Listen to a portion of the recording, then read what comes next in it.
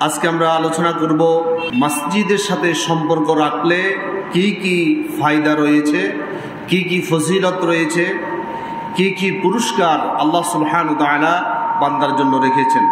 নবী করিম সাল্লাল্লাহু আলাইহি ওয়াসাল্লাম বলছেন, কাউকে তোমরা যদি মসজিদে যাতায়াত করতে দেখো, মসজিদের রক্ষণাবেক্ষণ করতে দেখো, মসজিদের খেদমত করতে দেখো, তার পক্ষে ইমানদার হিসেবে তোমরা সাক্ষী দিতে পারো। সুবহানাল্লাহ। আসুন রাসূলের হাদিস থেকে আমরা জানার চেষ্টা করি। জামিউ তিরমিজির হাদিস নাম্বার 2617 عن أبي سعيد رضي الله تعالى عنه قال قال رسول الله صلى الله عليه وسلم إذا رأيتم الرجل কোনো ব্যক্তিকে তোমরা যদি দেখো ইয়াতাআহাদুল মাসজিদা, সে মসজিদের খেদমত করছে, মসজিদের রক্ষণাবেক্ষণ করছে, মসজিদের প্রতি তার আগ্রহ আন্তরিকতা প্রবল তোমরা দেখতে পাচ্ছ, ফাশহাদু লাহু বিল ঈমান, ওই ব্যক্তির ব্যাপারে ইমানদার হিসেবে তোমরা সাক্ষী দিতে পারো। সুবহানাল্লাহ বলেন। আমরা জানি জ্বর মাপার একটা মিটার আছে, একটা যন্ত্র আছে, এটাকে কি বলে? থার্মোমিটার।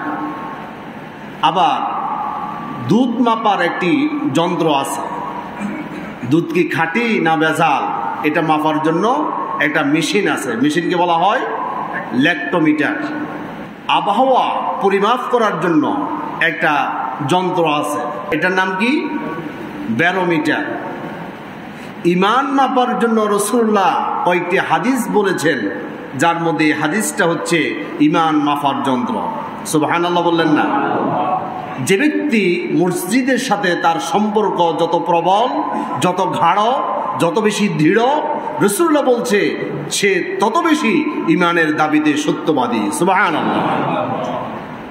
মসজিদের সাথে তার একটা আলাদা মোহাব্বত তৈরি করতে পারলো, রাসূলুল্লাহ বলছে সে একজন ঈমানদার হিসেবে তোমরা তাকে সার্টিফিকেট দিতে পারো।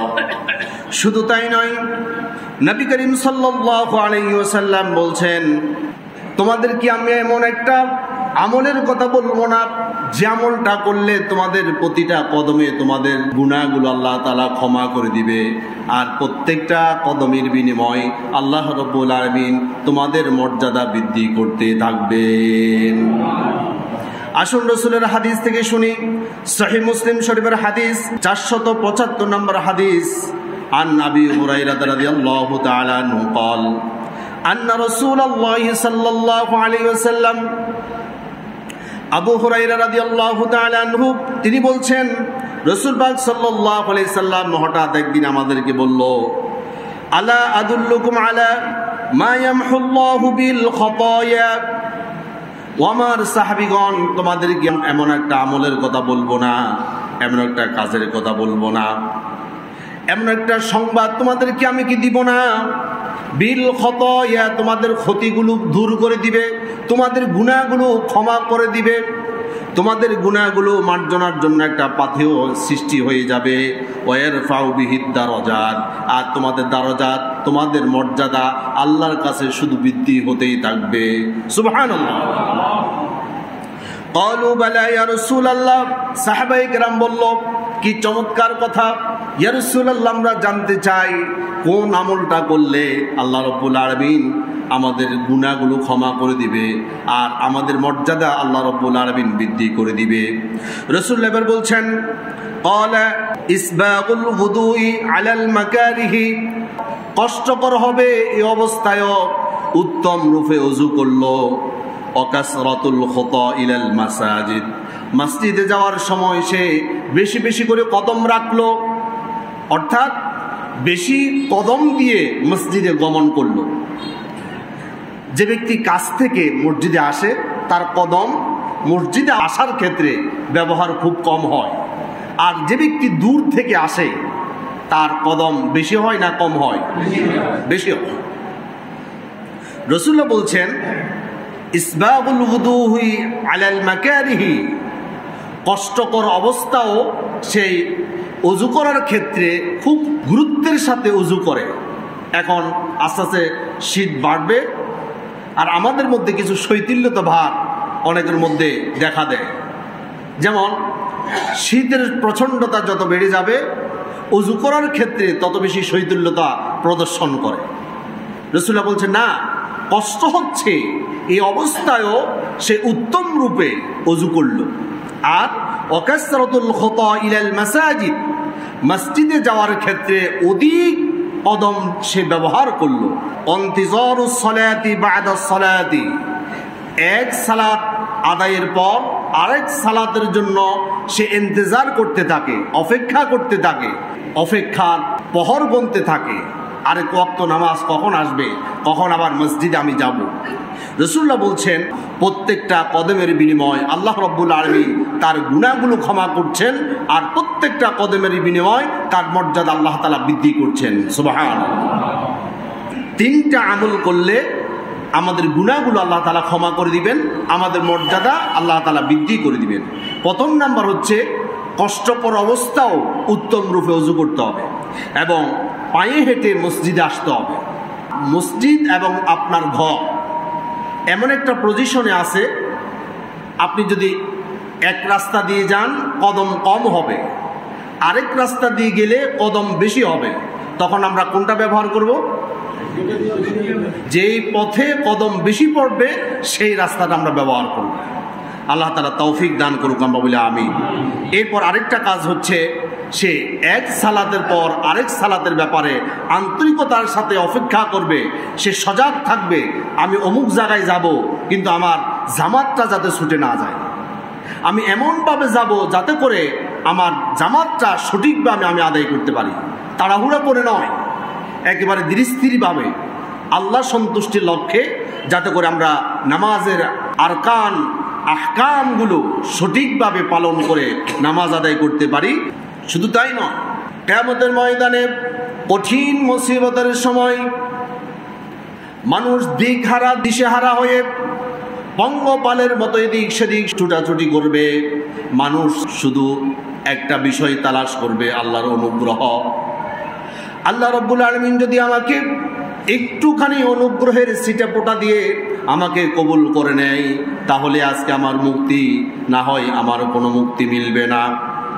এই কঠিন পরিস্থিতির মধ্যে হঠাৎ করে আল্লাহ রাব্বুল আলামিন ডাক দিবে, আমার প্রতিবেশীরা কোথায়, আমার প্রতিবেশীরা কোথায়? আল্লাহ রাব্বুল আলামিন কুদরতি জবান থেকে এভাবে আওয়াজ আসবে, ফেরেশতারা ডাক দিয়ে বলবে, আইবার ইলাহি, আপনার প্রতিবেশী আছে নাকি? আপনার প্রতিবেশী হতে পারে এমন যোগ্যতা কার আছে? আল্লাহ সুবহানাহু ওয়া তাআলা সেদিন বলবে, যারা মসজিদ আবাদ করেছে তারাই আমার প্রতিবেশী। প্রতিবেশীর গুরুত্ব আমরা বুঝি না, যারা বিদেশ আছে তারা কিন্তু বুঝে। আপনার বাড়ি চট্টগ্রাম, আপনি যদি বিদেশের বাড়িতে 2-4-10 বছর 5 বছর থাকেন, ওইখানে যদি চিটংয়ের একজন মানুষ আপনার সাথে দেখা হয়ে যায়, আপনার মনটা অনেক বিশাল হয়ে যায় না? কিয়ামতের ময়দানে কেউ কারো পরিচয় দিতে চাইবে না, এত কঠিন ভয়াবহ পরিস্থিতির শিকার মানুষ। আল্লাহ রাব্বুল আলামিন বলছেন, ওয়ানযিরহুম ইয়াওমাল আজিফাতি ইদিল কুলুবু লাদাল হানাজিরি কাযিমিন, মানুষের কলিজাগুলো গলা পর্যন্ত এসে ভয়ের চোটে আটকে পড়বে। বিভিন্ন বিভীষিকাময় দৃশ্য দেখে মানুষের প্রাণ উষ্ঠাগত।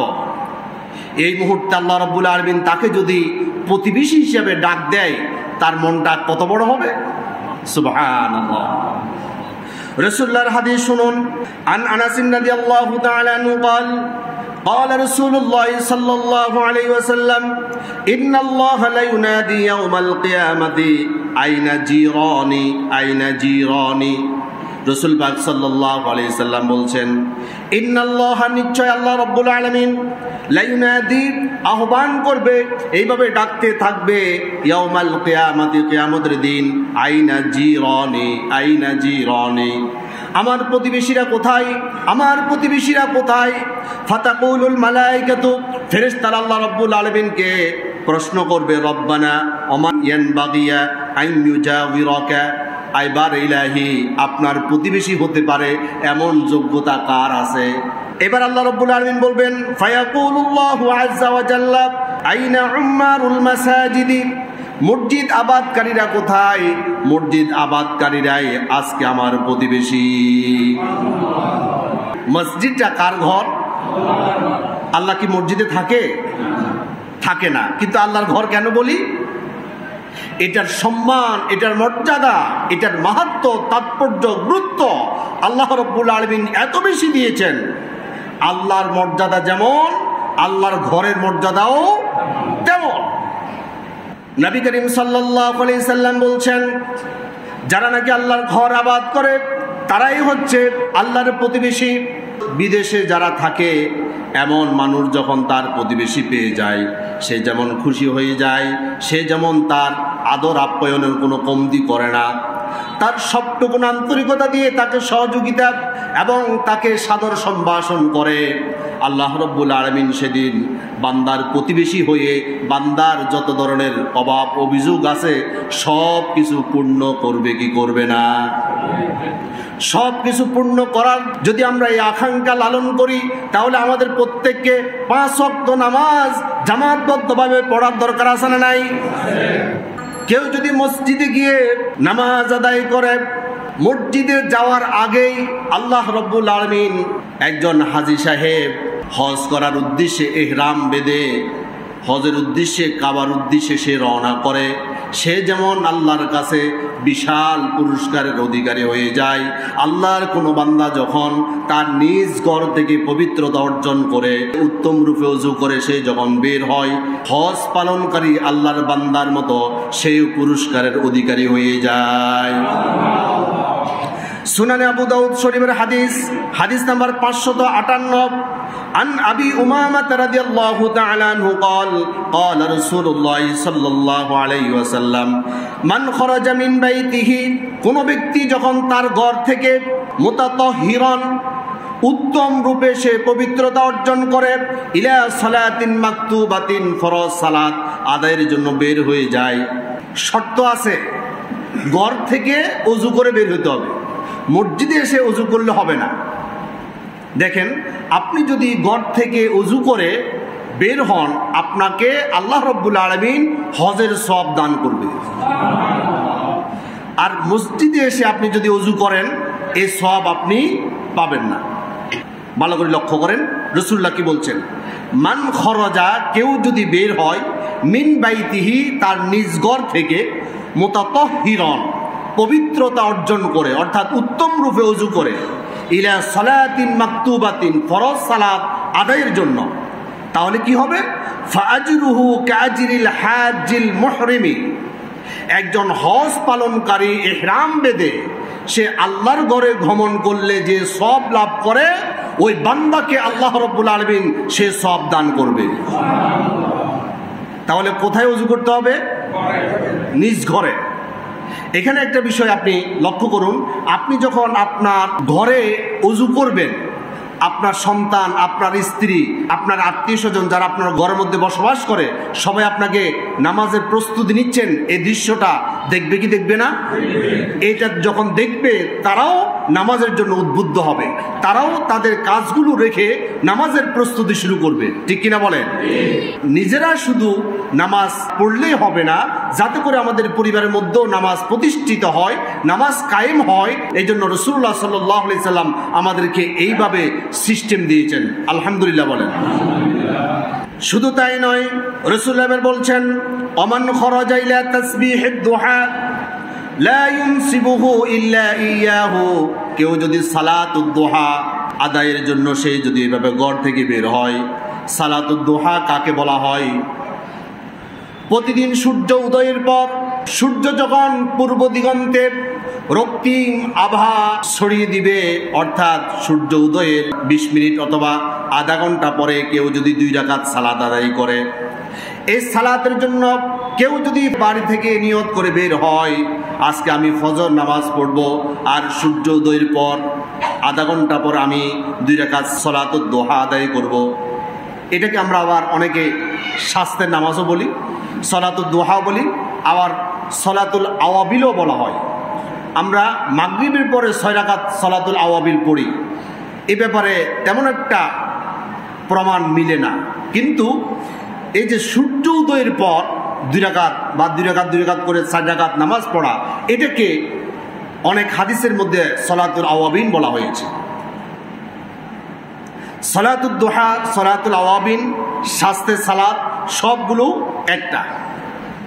রাসূলুল্লাহ বলছেন, আমান খরাজা ইলা তাসবিহিদ দুহা লা ইউনসিবু ইল্লা ইয়াহু, কেউ যদি তার বাসা থেকে বের হওয়ার সময় সালাতুদ দুহা আদায়ের জন্য এই নিয়ত করে বাইর হতে পারে অথবা এই আমলটা করতে পারে, ফাজরুহু কাজরিল মুতামিরি, আল্লাহ রাব্বুল আলামিন এই আমলকারীর আমলনামার মধ্যে একটা উমরার হজের সওয়াব দান করবে। এরপর রাসূলুল্লাহ বলছেন, ওয়াসালাতান আলা আথারি সালাতিন, এক ওয়াক্ত সালাত আদায়ের পর আরেক ওয়াক্ত সালাত পর্যন্ত, লা লাগওয়া বাইনাহুমা কিতাবুন ফি ইল্লিয়িন, সে অনর্থক কোনো কথা বলবে না, অনর্থক কোনো কাজ করবে না, অর্থাৎ ছোট বড় কোনো গুনাহ করবে না, গুনাহ হয় এমন কোনো কথা বলবে না, তার জিহ্বাকে সে সংশোধন করবে, তার আমলকে তার কাজকে সে সংশোধন করে চলবে। এইভাবে যদি এক ওয়াক্ত নামাজ থেকে আরেক ওয়াক্ত নামাজ পর্যন্ত এইভাবে সে নিজেকে সংযমিত করে রাখতে পারে, রাসূলুল্লাহ বলছেন কিতাবুন ফি ইল্লিয়িন, তার নামটা ইল্লিয়িনদের কাতারে আল্লাহ রাব্বুল আলামিন লিপিবদ্ধ করে দিবে। এখন ইল্লিয়িন বলতে কি বুঝলেন? ইল্লিয়িন বলা হয় ওইটা স্থানকে মানুষ যখন মারা যায়, কবরে যাওয়ার পর তাকে ডাইরেক্ট জান্নাত অথবা জাহান্নামে দিয়ে দেয়, বিষয়টা এমন নয়। তার রূহটাকে ইল্লিয়িন অথবা সিজ্জিনে রাখা হয়। ইল্লিয়িন বলা হয় জান্নাতের একটা কুঠুরি, এটা জান্নাত না, জান্নাতের একটা বারান্দা বলতে পারেন। ধরেন জান্নাতের একটা বাংলো, যারা নেককার আল্লাহর পছন্দের মানুষ তারা এই ইল্লিয়িনের মধ্যে থাকবে, আর যারা বদকার, যারা আল্লাহর অপছন্দের বান্দাবান্দি, তাদেরকে আল্লাহ রাব্বুল আলামিন সিজ্জিনে রাখবে, তাদের রূহগুলোকে। সিজ্জিন হচ্ছে জাহান্নামের একটা কুঠুরি, এখানে জাহান্নামের আগুন থাকবে, জাহান্নামের ভয়ঙ্কর শাস্তি থাকবে। দেখুন রাসূলুল্লাহ কি বলছেন, কেউ যদি এক ওয়াক্ত সালাত আদায় করলো আরেকটা ওয়াক্ত সালাত পর্যন্ত, লা লাগওয়া বাইনাহুমা, সে কোনো ধরনের অশ্লীল কথাবার্তা বলল না, অশ্লীল কোনো কাজে সে অংশগ্রহণ করলো না। অহেতুক বাজে কথা বলার মতো মানুষ আছে না নাই? এই ধরনের কর্মকাণ্ড থেকে, এই ধরনের কথাবার্তা থেকে যারা নিজেকে হেফাজত করতে পারে, কিতাবুন ফি ইল্লিয়িন, আল্লাহ রাসূল সাল্লাল্লাহু আলাইহি সাল্লাম বলছেন আল্লাহ তাআলা ইল্লিয়িনে রাখার তার ব্যাপারে সিদ্ধান্ত নিয়ে দেয়। তার ব্যাপারে সিদ্ধান্ত আল্লাহ রাব্বুল আলামিন দিয়ে দেয় এই কথার উপর, আমার এই বান্দা মৃত্যুর পর আমি তার জন্য ইল্লিয়িনটা বাজেট করলাম, আমি তাকে শাস্তির আওতায় সিজ্জিনে রাখবো না। সুবহানাল্লাহ। কাজ কয়টা? আবার খেয়াল করুন, যে ব্যক্তি নিজ গদ থেকে ওযু করে, উত্তম রূপে ওযু করে সে জামাতে হাজির হলো, আল্লাহ রাব্বুল আলামিন তার আমলনামায় হাজিদের ইহরাম বাঁধা অবস্থায় যে সওয়াব লাভ করে সে সওয়াব আল্লাহ তাআলা তাকে দান করবে। এবং যে ব্যক্তি সলাতুদ দুহা পড়তে পারবে তাকে আল্লাহ রাব্বুল আলামিন একটা উমরা পালনকারীর সওয়াব দান করবে। এবং এক ওয়াক্ত সালাত আদায়ের পর আরেক ওয়াক্ত সালাত পর্যন্ত সে অনর্থক কোনো কথাবার্তা বলল না, অনর্থক কোনো কাজে অংশগ্রহণ করল না। আল্লাহ রাব্বুল আলামিন এই আমলকারীকে ইল্লিয়িনের সিদ্ধান্ত দিয়ে দেয়, আল্লাহ রাব্বুল আলামিন মৃত্যুর পর তাকে শাস্তি দিবে না বলে আল্লাহ তাআলা চূড়ান্ত ফয়সালা দিয়ে দেয়। সুবহানাল্লাহ। আরেকটা কথা বলি, মসজিদের পবিত্রতা রক্ষা করা প্রত্যেক ইমানদারের নৈতিক দায়িত্ব, কি দায়িত্ব নয়? আমি অত্যন্ত দুঃখের সাথে বলছি, আজকে মসজিদের পবিত্রতা চরমভাবে ক্ষুণ্ণ হচ্ছে। এই মসজিদ আপনাদের জন্য অনেক বড় নিয়ামত। মসজিদের এই ঘাটলা, এটা কি মসজিদের অংশ নয়? আপনারা দেখবেন মানুষ যখন বৃদ্ধি হয় ঘাটলার উপরে নামাজ পড়ে, পড়ে কি পড়ে না? তাহলে এটা কি মসজিদের অংশ নয়? এই মসজিদের ঘাটলার মধ্যে যেই ধরনের অশ্লীল কথাবার্তা চলে, যে সমস্ত ভাষা ব্যবহার চলে, আল্লাহর কসম এই মসজিদের পবিত্রতা লঙ্ঘিত হচ্ছে হাজার হাজার বার। আমি কর্তৃপক্ষকে জানিয়েছি, এটা বন্ধ করে দেন। একদম শুধু এখানে উজু করবে, আর কোনো গোসল করা যাবে না, বন্ধ করে দেন। কর্তৃপক্ষ যথাযথ সিদ্ধান্ত নিতে পারে নাই। আমি সকল মুসল্লি এবং এলাকাবাসীকে বলবো, এই মসজিদের পবিত্রতা রক্ষা আপনাদের প্রত্যেকের ইমানি দায়িত্ব। যদি এটা রক্ষণাবেক্ষণের ক্ষেত্রে আপনারা যদি শৈথিল্যতা প্রদর্শন করেন, অথবা মসজিদের পবিত্রতা রক্ষার ক্ষেত্রে যদি আপনারা পিছিয়ে থাকেন, এটা যদি কার্পণ্য করেন, কিয়ামতের ময়দানে এই মসজিদ আপনাদের বিরুদ্ধে দাঁড়াবে। কি ধরনের অশ্লীল কথাবার্তা এখানে চলে! আর এখানে যারা গোসল করতে আসে সব বড় বড় রাজনীতিবিদ, মানে এদের চাইতে এত ভালো রাজনীতি কেউ বুঝে না। মানে এখানে সংসদ শুরু হয়ে যায়। বাবারে বাবা, এখানে আসলে এক এক রাজনীতিবিদের কথা শুনলে তো অবাক। এমন রাজনীতি এখানে শুরু করে দেয়, ডক্টর ইউনূস ফেল। আমি আপনাদের হাসানোর জন্য বলছি না, মসজিদের পবিত্রতা রক্ষা হচ্ছে না, চরমভাবে ব্যাহত হচ্ছে। আমি সকলের প্রতি উদারত আহ্বান জানাবো, ফজরের পর থেকে 10টা পর্যন্ত এটা খোলা থাকে। আমার আবদার থাকবে এটা বন্ধ করে দেন, অথবা যথাযথ ব্যবস্থা নেন। এখানে যে চিল্লাফাল্লা হয়, এই চিল্লাফাল্লা, এই চেঁচামেচি, এটা কি মসজিদের সাথে যায়? আচ্ছা, মসজিদটা আল্লাহর ঘর, আল্লাহর ঘরের মধ্যে এসে কেউ যদি চিল্লাপাল্লা করে, আর যারা কর্তৃপক্ষ আছে এটা যদি তারা নিয়ন্ত্রণ না করে, আল্লাহর কাঠগড়ায় কি উভয়ই জবাবদিহির আওতায় আসবে না? আমি আজকে 2 বছর এ কষ্ট সহ্য করতেছি, মসজিদে বসে আল্লাহকে সাক্ষী করে বলছি। আমি আপনাদেরকে কষ্ট দেওয়ার জন্য বলছি না, মসজিদের ক্ষতি করে, মসজিদের পবিত্রতা নষ্ট করে আপনিও তো জাহান্নামী হচ্ছেন। রাসূলুল্লাহ কি বলছে শোনেন, সহিহ মুসলিম শরীফের 1414 নম্বর হাদিস। عن أبي هريرة رضي الله تعالى عنه قال قال رسول الله صلى الله عليه وسلم أحب البلاد إلى الله مساجدها وأبغض البلاد إلى الله أسواقها। এই হাদিসের দিকে ভালো করে লক্ষ্য করুন। রাসূলুল্লাহ বলছেন, আহাব্বুল বিলাদি, বিলাদুল অর্থ দেশ, গোটা পৃথিবী জুড়ে, এই জমিন জুড়ে, আহাব্বুল বিলাদি ইলাল্লাহ, আল্লাহর কাছে সবচাইতে প্রিয় পছন্দের জায়গা হচ্ছে মাসাজিদ সমূহ, মসজিদ সমূহ হচ্ছে আল্লাহর কাছে সবচাইতে প্রিয় জায়গা। ওয়াবগাদুল বিলাদি ইলাল্লাহি আসওয়াকুহা, আর আল্লাহর কাছে চরম নিকৃষ্ট জায়গা হচ্ছে বাজার। কোনটা আল্লাহর কাছে প্রিয়? আল্লাহর কাছে সবচাইতে ঘৃণিত কোন জায়গা? বাজার। বাজারের মধ্যে হই হুল্লোড়, চিল্লাপাল্লা, চেঁচামেচি বেশি না কম? এখন ওই পরিবেশ পরিস্থিতি যদি মসজিদের আঙ্গিনায় করা হয়, তাহলে আল্লাহর যেটা সবচেয়ে প্রিয় জায়গা, ওই প্রিয় জায়গাকে আপনি সর্বনিকৃষ্ট জায়গায় পরিণত করলেন। আপনার কি আল্লাহর প্রতি ভয় আছে? কি জবাব দিবেন আল্লাহর কাছে? মসজিদের অঙ্গনকে কেন এইভাবে নোংরা করছেন? মসজিদ কি আপনার ভাবার সম্পত্তি? মসজিদের আঙ্গিনায় যখন আমরা আসবো, খামোশ হয়ে যেতে হবে। মসজিদের সাথে আপনি নিজেকে জড়িয়ে দিলে যে পুরস্কারগুলো রাসূলুল্লাহ ঘোষণা করছেন, এগুলা কি এইভাবে টালবাহানা করলে আল্লাহ তাআলা দিবে, নাকি ভদ্রতার সাথে পবিত্রতা রক্ষা করার মাধ্যমে আপনি যখন মসজিদে আনাগোনার মধ্যে থাকবেন তখন আল্লাহ তাআলা দিবে?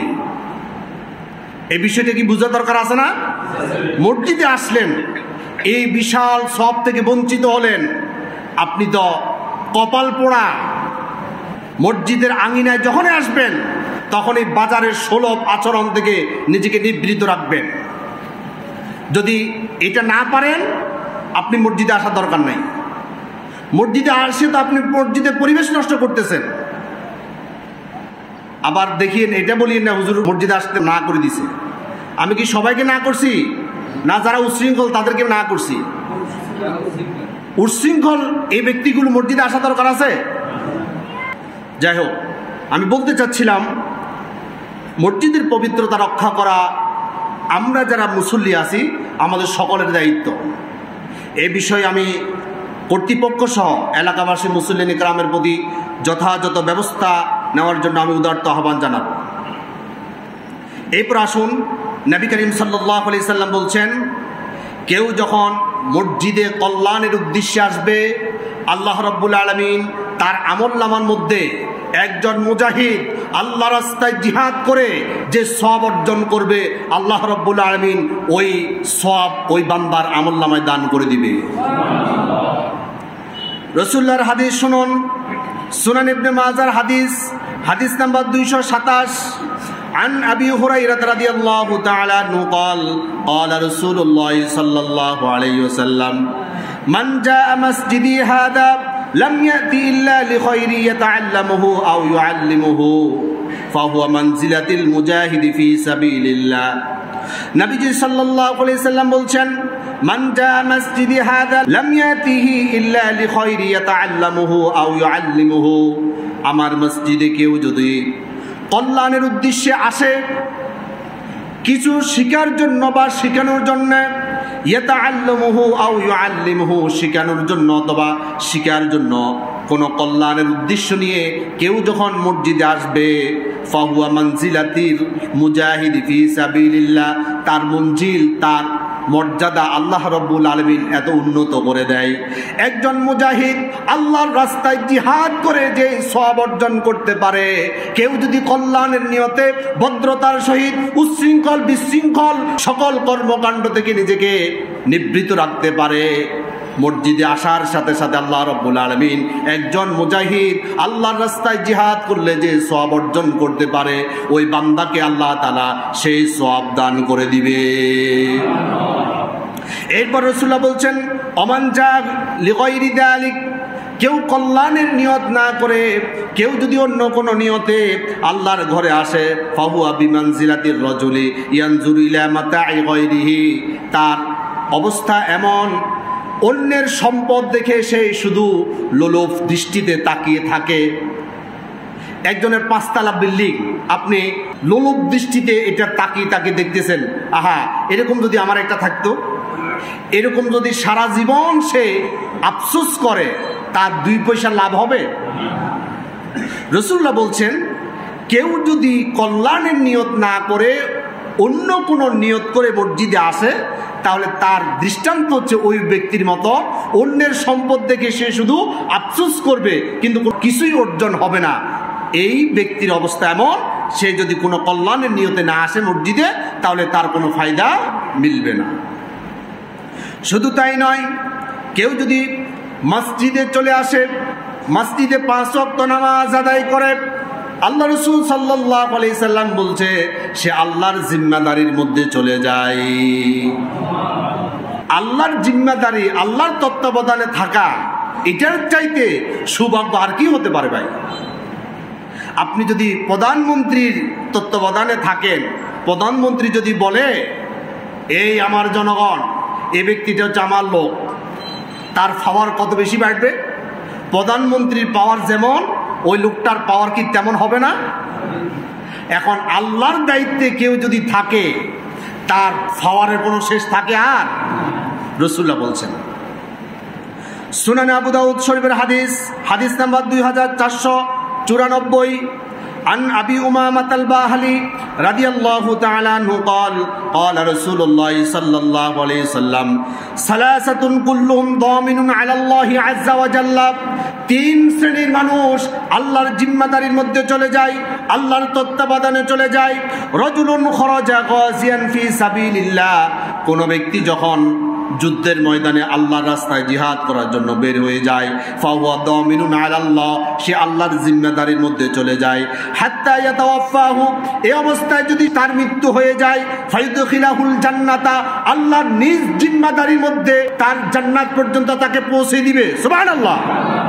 শুধু তাই নয়, রাসূলুল্লাহ বলছেন আও ইয়ারুদ্দু বিমা নালা মিন আজরি ওয়া গনিমাতিন, আর যদি সে আল্লাহর রাস্তায় জিহাদের ময়দানে যদি সে ইন্তেকাল না করে, তার সওয়াব সহ গনিমত সহ তার নিজ ঘরের মধ্যে আল্লাহ রাব্বুল আলামিন নিজ দায়িত্বে তাকে পৌঁছে দিবেন। অরাজুলুন রাহাইলাল মসজিদি, কেউ যদি আগ্রহ আন্তরিকতার সাথে মসজিদে গমন করে, মসজিদের সাথে সম্পর্ক জুড়ে দেয়, রাসূলুল্লাহ বলছেন ফাহুয়া দামিনুন আলাল্লাহ, সে আল্লাহর জিম্মাদারির মধ্যে চলে যায়। রাসূল পাক সাল্লাল্লাহু আলাইহি সাল্লাম বলছেন হাত্তা ইয়াতাওয়াফাহু, সে মসজিদে গেল, এই অবস্থায় যদি তার মৃত্যু হয়ে যায়, ফায়ুদখিলাহুল জান্নাতা, আল্লাহ তাআলা নিজ দায়িত্বে তাকে জান্নাতে পৌঁছে দিবেন। আও ইয়ারুদ্দুহু বিমা নালা মিন আজরিন ওয়া গনিমাতিন, আর যদি সে মৃত্যুবরণ করলো না, আল্লাহ রাব্বুল আলামিন তাকে নিজ ঘরের মধ্যে পৌঁছে দিবে। শুধু পৌঁছাবে না, তাকে সওয়াব এবং মসজিদে আসা যত নেক আছে সকল গনিমত দিয়ে তাকে আল্লাহ রাব্বুল আলামিন তার বাসায় পৌঁছে দিবেন। এরপর রাসূলুল্লাহ বলছেন, অরাজুলুন দাখালা বাইতাহু বিসালামিন ফাহুয়া দামিনুন আলাল্লাহি আযজা ওয়া জাল্লা। কোন ব্যক্তি যখন তার পরিবার পরিজনের সাথে একত্রিত হয়, তখন সে যদি সালাম বিনিময় করে, ওই ব্যক্তি সহ তার গোটা পরিবার আল্লাহর জিম্মাদারির মধ্যে চলে যায়। আপনি বাসায় প্রবেশ করলেন, প্রবেশ করার সাথে সাথে আপনার সন্তান দরজা খুলে দিল, আপনি প্রথম বলবেন আসসালামু আলাইকুম ওয়া রাহমাতুল্লাহ। বলা যাবে না ভাই? আপনার সন্তান দরজা খুললো না, আপনার স্ত্রী দরজা খুললো, আপনি তখন কি বলবেন? সালাম দেওয়া যাবে না? এটা যথেষ্ট আমাদের মধ্যে দুর্বলতা আছে। আমরা স্ত্রীদেরকে সালাম দিই না, আবার স্ত্রীরা স্বামীকে সালাম দেয় না। সালাম মানে কি? সালাম হচ্ছে আপনি তার জন্য দোয়া করলেন, সে আপনার জন্য দোয়া করলো। এই যে একে অপরের প্রতি দোয়া করার প্রচলন আমাদের মধ্যে না থাকার কারণে অশান্তি আর অভাব অনটন এবং বিভিন্ন ধরনের রোগ ব্যাধি আমাদের পরিবারগুলোকে নিঃশেষ করে দিচ্ছে। আমি কি ভুল বললাম? আমরা যখন বাড়িতে প্রবেশ করব, ঘরে প্রবেশ করার সাথে সাথে কি বলবো? যারা বললেন না তারা কি বলবেন না? এভাবে চুপ থাকবেন। আপনি যখন সালাম দিবেন, আপনি আপনার পরিবার কার জিম্মাদারিতে চলে যাবেন? আল্লাহর জিম্মাদারির মধ্যে যখন আপনি থাকবেন, আপনার অভাব অনটন কমে যাবে না বেড়ে যাবে? আল্লাহর জিম্মাদারির মধ্যে আল্লাহ কি কোনো বান্দাকে কষ্ট দিবে? তাহলে আজ থেকে আমরা এই আমলটা করবো তো ইনশাআল্লাহ। যারা যুদ্ধের ময়দানে থাকে তারা আল্লাহর জিম্মাদারির মধ্যে থাকে, যারা মসজিদে 5 ওয়াক্ত গমন করে তারাও আল্লাহর জিম্মাদারির মধ্যে থাকে, যারা পরিবার পরিজনের সাথে মিলিত হওয়ার সাথে সাথে সালাম বিনিময় করে তারাও আল্লাহর জিম্মাদারির মধ্যে চলে যায়। সুবহানাল্লাহ। এরপর রাসূলুল্লাহ বলছেন, যারা 5 ওয়াক্ত নামাজ জামাতবদ্ধভাবে আদায় করবে, বিশেষ করে রাত্রের নামাজগুলো যখন মসজিদে গিয়ে আদায় করবে, কিয়ামতের দিন এই মসজিদ তাদের জন্য আলো স্বরূপ হাজির হয়ে যাবে। কিয়ামতের বিভীষিকাময় মুহূর্তে কোনো আলো থাকবে না। আলো কোত্থেকে থাকবে? গোটা পৃথিবীতে ধ্বংস করে দিবে আল্লাহ রাব্বুল আলামিন। চন্দ্র ধ্বংস হয়ে যাবে, সূর্য ধ্বংস হয়ে যাবে, আলোর যা কিছু আছে সব কিছু আল্লাহ রাব্বুল আলামিন ধ্বংস করে দিবে। এই ধ্বংসস্তূপের উপর আল্লাহ রাব্বুল আলামিন কিয়ামত কায়েম করবে, কঠিন অন্ধকার থাকবে। রাসূলুল্লাহ বলছেন, যারা মসজিদে অন্ধকারের মধ্যে যাতায়াত করত তাদেরকে তোমরা সুসংবাদ দাও, কিয়ামতের দিন এই মসজিদ তার জন্য পূর্ণ মাত্রায় আলো নিয়ে হাজির হয়ে যাবে। সুনান আবু দাউদ শরীফের হাদিস, হাদিস নাম্বার 561, عن بريدة رضي الله تعالى عنه قال قال رسول الله صلى الله عليه وسلم بشر المشائين في الظلم إلى المساجد بالنور التام يوم القيامة। রাসূলুল্লাহ বলছেন, বাশশিরিল মাশাইনা, তাদেরকে সুসংবাদ দাও, ফিজ জুলামি, যারা নাকি অন্ধকারের মধ্যে, ইলাল মাসাজিদ, মসজিদের মধ্যে গমন করত। বিশেষ করে এশা এবং ফজর নামাজে যখন আমরা যাতায়াত করব তখন কি অন্ধকার থাকে না আলো থাকে? অন্ধকার থাকে। যারা অন্ধকারের ভিতরে মসজিদে আসা যাওয়া করে, বিন্নুরি তাম্মি ইয়াউমাল কিয়ামা, তাম অর্থ কি? পরিপূর্ণ, একেবারে পরিপূর্ণ আলোর সুসংবাদ দাও। কিয়ামতের দিন যখন কোনো আলো থাকবে না, সেদিন পূর্ণ মাত্রায় আলো হয়ে আল্লাহ রাব্বুল আলামিন মসজিদে গমনকারীদের জন্য এই মসজিদকে আলো বানায় হাজির করবে। সুবহানাল্লাহ।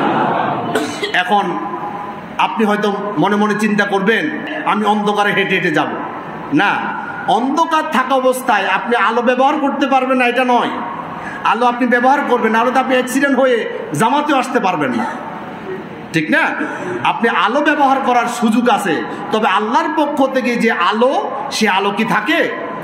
এশা এবং ফজরের সময় এই 2 ওয়াক্তে নামাজের মধ্যে আল্লাহর পক্ষ থেকে আলো থাকে না। এই আল্লাহর অন্ধকারের ভিতরে যারা মসজিদে আসা যাওয়া করে, মসজিদের জামাতের সাথে নামাজ প্র্যাকটিস অব্যাহত রাখবে, আল্লাহ রাব্বুল আলামিন কিয়ামতের দিন তাদের জন্য আলো হিসেবে হাজির করবে। সুবহানাল্লাহ।